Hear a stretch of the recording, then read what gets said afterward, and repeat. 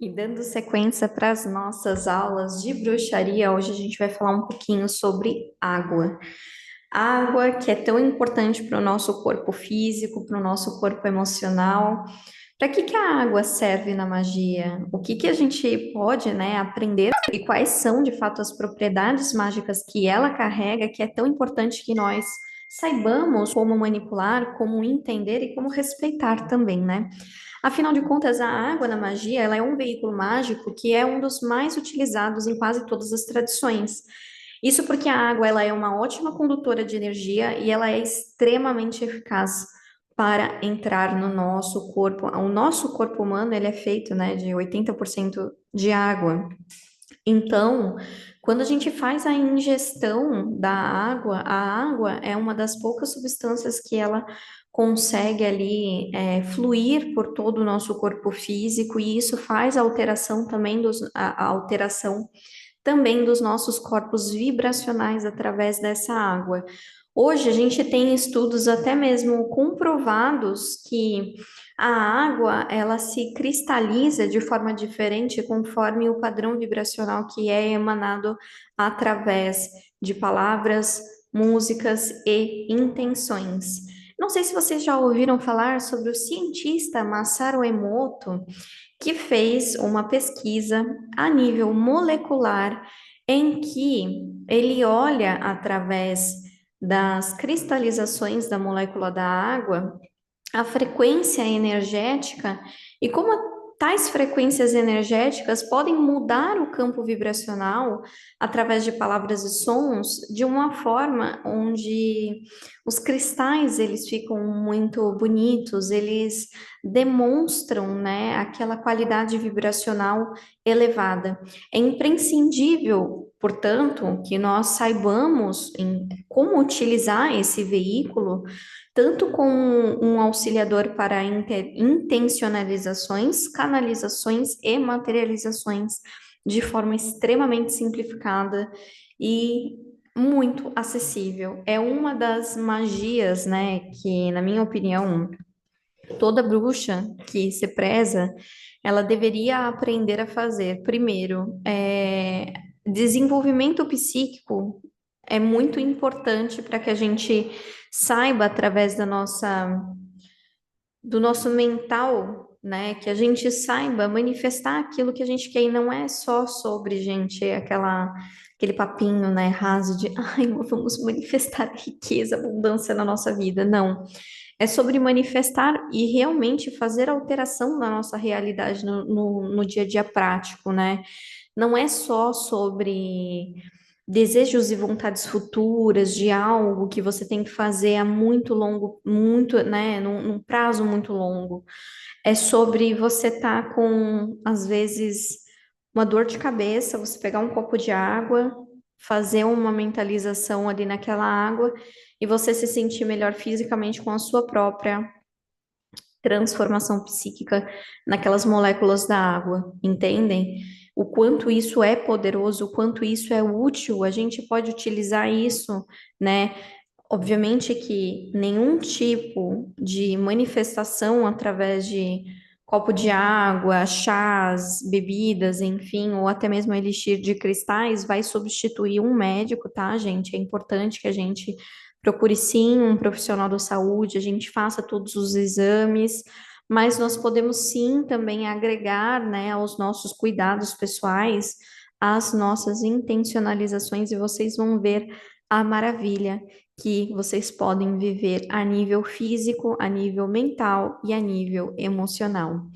Hoje a gente vai falar então sobre alguns exemplos de como utilizar a água e como vocês podem experimentar, né, essas diferenças energéticas. Por exemplo, o chá na magia, né, ele é um canalizador muito conhecido tanto pela parte fitoterápica das próprias plantas que possuem, né, na sua cadeia atômica, molecular, enfim, elas possuem substâncias que vão ser liberadas, né, de acordo com o tipo de infusão que é necessária, as suas propriedades medicinais, essas propriedades medicinais elas vão entrar em contato com o nosso corpo físico e elas vão fazer a alteração do nosso corpo físico. Mas para além, né, dessa parte química, eu diria, nós também temos a parte energética das plantas. Por isso que a gente chama de fitoterápico, né? Fito, que é da natureza, e essa terapia da natureza, mas também pode ser fitoenergético, que é através dessas propriedades da natureza você fazer a alteração da energia de modo prático. E a nível fitoenergético, quando a gente utiliza os chás, a gente pode facilmente impregnar com uma energia ou utilizar para alcançar até mesmo estados de consciências com esses chás. Eu tenho certeza, né, que em algum momento da vida de vocês, vocês podem ter. é, Ai, perdão, gente.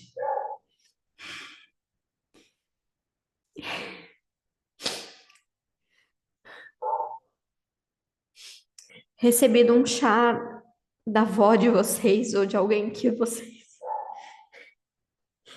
amavam muito. E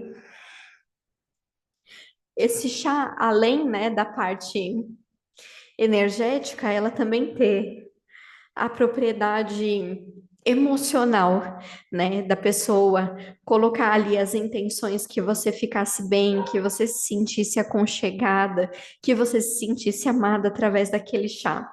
Então, o chá, ele pode ser um ótimo canalizador para conforto emocional, para situações, né, onde os remédios físicos, muitas vezes, eles não podem adentrar de maneira tão fácil e tão objetiva, mas a energia sim. E a energia ela é tão poderosa que ela pode curar crenças, ela pode destravar e desbloquear momentos e situações da vida de vocês. Então, através das intenções que nós colocamos no chá, a gente consegue sim impregnar com as nossas intenções aquelas ervas e potencializar ainda mais. É bem comum, né, o chazinho de vó, ele vir com o capim-limão, uma erva que trabalha tanto questões emocionais de limpezas, e desobstrução, né, desintoxicação, quase eu diria, dessa parte emocional, mas ele também tem um lado muito aconchegante, muito muito ligado ao chakra cardíaco, que vai se expandir de uma forma onde a pessoa ela vai sentir que o processo de cura dela emocional vai começar a ser trabalhado, pelo menos, né? E com utilização a longo prazo, como os remédios homeopáticos, né? O remédio que ele é da farmácia, que é manipulado, ele tem um efeito físico mais objetivo, mais rápido, e os remédios que são homeopáticos, eles levam um pouco mais de tempo, mas essa cura também, ela é uma cura que traz uma cicatrização muito profunda para a pessoa, e não somente a nível físico, a nível espiritual também, tá bom? Aí a gente vai falar também um pouquinho sobre os banhos energéticos. Os banhos energéticos, eles têm diversas finalidades. Ele pode ser para harmonizar a energia de uma pessoa, para atrair boas energias, para criar um campo magnético que você deseja atrair. Enfim, ele tem diversas possibilidades e dentre essas possibilidades, né, os banhos energéticos, eles são e eram muito utilizados pelos nossos ancestrais até mesmo como uma forma de cura do corpo físico também, né? Porque antigamente, se a pessoa tinha um problema de uma urtiga, de um bicho de pele, que seja, muitas dessas benzedeiras passavam, né, ou com pressas, com folhas, ou com pressas com a substância, né, infusa daquela erva, para poder fazer aquela cura de forma utópica. Então, hoje em dia, né, a gente sabe, a gente tem esse conhecimento de que existem variedades infinitas de possibilidades e probabilidades aí de se utilizar esses banhos energéticos. Vai diferenciar somente o tipo de banho que você vai fazer de acordo com a erva ou com a raiz que você vai utilizar. Ponto muito importante sobre os banhos energéticos é que assim como como em alguns casos, né, não é indicado se tomar, se ingerir certos tipos de chá, dependendo da sua condição física, né? Se você tem alguma doença crônica, algumas ervas e raízes também não são indicadas para que se façam banhos, tá? Então é importante vocês verificarem até mesmo com um profissional de fitoterapia ou fitoenergética se aquele banho ele pode ser utilizado ou realizado de forma tal, tá bom? E aí vocês podem, né, à medida que vocês forem se aprofundando nos conhecimentos, né, que a vida vai trazer para vocês a respeito das ervas, vocês podem ir testando, né, combinações de ervas para situações específicas e vendo como que aquela erva vai se comportar, como que ela vai te responder e sempre lembrando que banho de erva também deve ser, sim, rezado, tá? Eu uso a palavra reza porque, na minha opinião, oração você entrega a alguma coisa que está para além de você. A reza, você traz o seu poder pessoal e traz o poder das mulheres e das pessoas que vieram antes de vocês. A gente tem uma aversividade muito grande de se conectar com essa nossa estrutura, né, ancestral, mas os nossos ancestrais, eles têm um poder e uma sabedoria que pode sim ajudar a gente a construir uma vida melhor, mais saudável e muito mais estável também, tá bom? Então vamos lá, Elixir. Com certeza vocês já devem ter ouvido falar, né, sobre os elixirs de cristais, e é importante vocês saberem que esses elixirs, eles nada mais são do que águas com soluções de cristais a fim de transmitir de forma energética e também de forma física, tá? Essas propriedades dessas pedras para trazer benefícios para o corpo espiritual e para os corpos físicos, tá bom? Nada mais, nada menos, o elixir de cristal, ele se consiste em você colocar um cristal programado energeticamente. É importante essa parte, porque cristal que não é programado, ele simplesmente não sabe a função que ele tem. É a mesma coisa de você contratar um funcionário para sua empresa e deixar ele lá jogado na empresa e falar assim, faz aí alguma coisa, e ele vai falar, o que eu faço? E aí pode ser que ele pegue uma limpeza para fazer, mas pode ser que ele resolva cuidar do financeiro e ser o CEO da empresa. Então é importante a gente fazer programação de cristal através de meditação, tá? Alguns cristais, eles podem ser programados e podem ir dentro, né, do copo ou da garrafa com água. Garrafas, lembrando que precisam sim ser de vidro, porque o plástico, ele solta substâncias que são cancerígenas, inclusive. Então, não faz sentido você fazer algo para cura em um material que vai ser nocivo para o seu corpo físico, tá? Então, prefiram sempre as garrafas de vidro, para fazer esse tipo de elixir de cristal. Outra coisa é que existe uma diferença grande de estruturas, né, moleculares de cristais que podem ir dentro da água ou não, tá? Então é importante que vocês verifiquem também existem várias tabelas na internet que vocês podem procurar isso. Geralmente, os quartzos, no geral, eles podem ir dentro da água. Selenita jamais se coloca dentro de água. A calcita laranja também jamais se coloca dentro de água. Granada, jamais. Turmalina, jamais. Cristais que são de colorações mais escuras, né, que a gente utiliza em alguns processos que são de limpeza e purificação punk, assim mesmo, da pessoa energeticamente. Dificilmente não, a gente não os coloca dentro da água, a gente aproxima eles dessa forma assim, ó. Aqui, digamos que é a minha garrafinha com água, eu vou colocar o meu cristal aqui assim, ó. E eu vou deixar ele em contato com essa garrafa com água para ele ir programando essa água através desse contato, entendeu?